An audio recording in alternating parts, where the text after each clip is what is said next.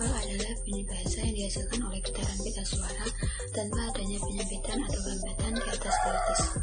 Dalam KBBI, teknik vokal adalah cara atau metode, sedangkan vokal adalah hal mengenai suara manusia atau huruf hidup yang dinyatakan dengan A, I, U, E, O. Berdasarkan posisi lidah yang membentuk ruang resonansi, vokal dibedakan menjadi 3 macam.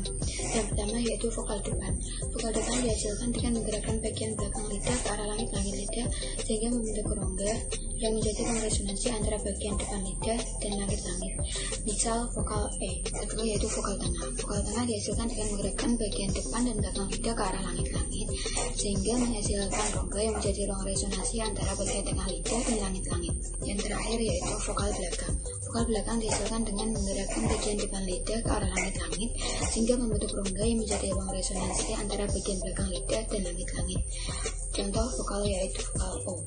Berdasarkan posisi tinggi rendahnya lidah, vokal dibedakan menjadi 3 macam. Yang pertama yaitu vokal tinggi. Vokal tinggi dibentuk apabila rahan atas merapat ke rahan bawah. Contohnya I dan U. Kedua yaitu vokal madya. Vokal madya dibentuk apabila rahan bawah menjauh sedikit dari rahan atas. Contohnya E dan O. Yang terakhir yaitu vokal rendah. Vokal rendah dibentuk apabila rahan bawah menjauh sejauh-jauhnya. Contohnya A. Tinggi rendahnya ini tergantung dari dekat jauhnya lidah dari langit-langit. 3. Menurut peranan bibir, vokal dibedakan menjadi vokal bundar dan vokal tak bundar. Disebut vokal bundar karena bentuk mulut membundar pada saat mengucapkan vokal tersebut. Misalnya vokal O dan vokal U. Disebut vokal tak bundar karena bentuk mulut tidak membundar, melainkan melebar pada saat mengucapkan vokal tersebut. Misalnya vokal I dan vokal E. 4. Menurut lamanya pengucapan vokal dengan mempertahankan posisi alat yang sama. Vokal dapat digolongkan menjadi vokal panjang dan vokal pendek. Disebut vokal panjang yaitu apabila dilafalkan dengan mulut yang lebih terbuka dan agak lebih lama. Sedangkan disebut vokal pendek yaitu apabila dilafalkan dengan mulut yang tidak terlalu terbuka dan lebih singkat. 5. Menurut peranan rongga hidung, vokal dibedakan menjadi vokal nasal dan vokal oral. Sebagian besar vokal nasal melalui arus udara yang keluar dari rongga hidung. Sedangkan vokal oral seluruh arus udara keluar melalui rongga mulut dan langit-langit lunak dinaikkan menutup jalan ke rongga hidung. B. Semivokal. Semivokal adalah bunyi bahasa yang memiliki ciri vokal maupun konsonan, mempunyai sedikit geseran, dan tidak muncul sebagai inti suku kata. Kualitas semivokal ditentukan tidak hanya oleh tempat artikulasi, tetapi juga oleh bangun mulut atau sikap mulut. Sikap mulut tersebut amat dekat dengan sikap mulut yang perlu untuk menghasilkan vokal tertentu. Misalnya vokal I adalah vokal yang paling tinggi yang ada, walaupun demikian tidak berarti bahwa lidah tidak dapat dinaikkan lebih dekat pada langit-langit. Seandainya peninggian itu terjadi, maka alur sempit di antara lidah dan langit-langit dan hasilnya adalah konsonan J.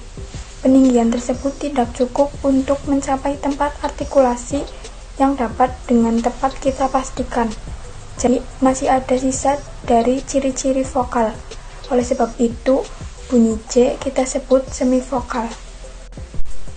Demikian pula bila vokal U yang merupakan vokal bundar mengenai pembundaran lebih sempit lagi, maka alur yang terjadi terlalu sempit untuk menghasilkan vokal yang sejati. Maka dari itu, U adalah semivokal. Semivokal bukan vokal yang murni, bukan pula konsonan yang murni, tetapi secara praktis dianggap sebagai konsonan saja. Vokal rangkap atau diftong adalah bunyi bahasa yang pelafalannya ditandai oleh perubahan gerak lidah dan perubahan timbre satu kali, serta berfungsi sebagai inti suku kata. Krida Laksana 1982-35.